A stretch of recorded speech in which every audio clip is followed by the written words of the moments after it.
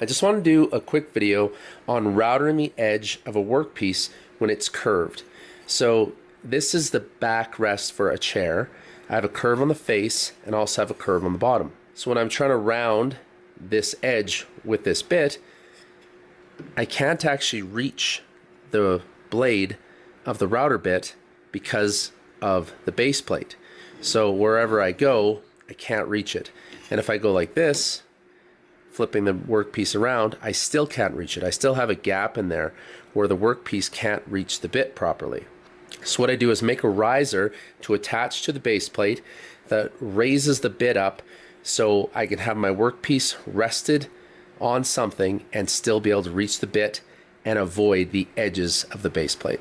I have a piece of wood. I've cut it to 3/8 of an inch thick, and I've cut it to 1 1/8 inch wide. What I'm trying to do is I'm trying to make a piece of wood that will screw onto my base plate and interact with this bit. This bit is 3/16 of an inch. I'm making this piece specific for this bit and a 1/8 of an inch bit.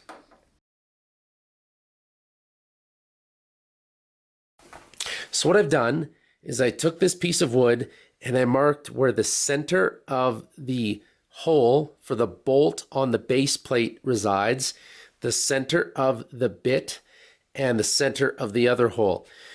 What I'm going to do now is I'm going to drill holes for each one of these three. I'm going to use a bit for the bolt on each end. These are the bolts that screw into the base plate. And then I'm going to use a larger bit for the middle because I need to get this hole to be larger than the bearing on the bit, and I'll show you why.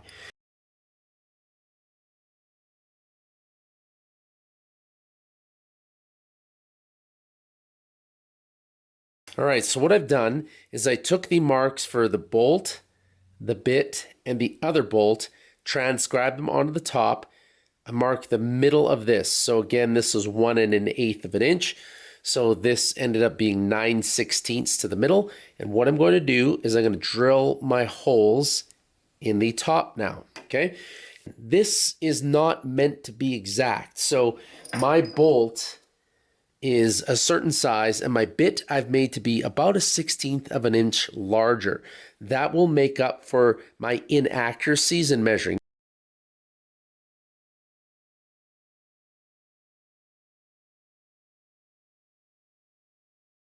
So I just use this taper bit to give the holes a slight taper at the top.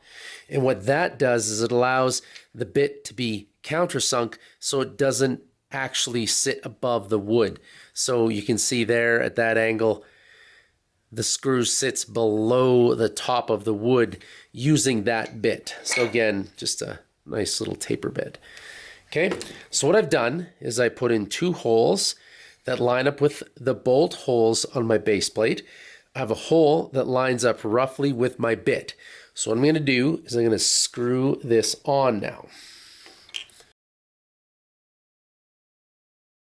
What we have now is we have this wood locked onto the base plate with 2 screws, and I have a hole in the middle that clears the bearing. So it's just clearing the bearing of the bit.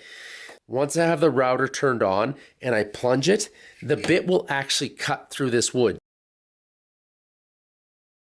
As you can see, I was pretty close with where I put the hole, but the hole I drilled with the Forstner bit allowed the bearing to pass through and allowed the blades of the bit to cut through the wood.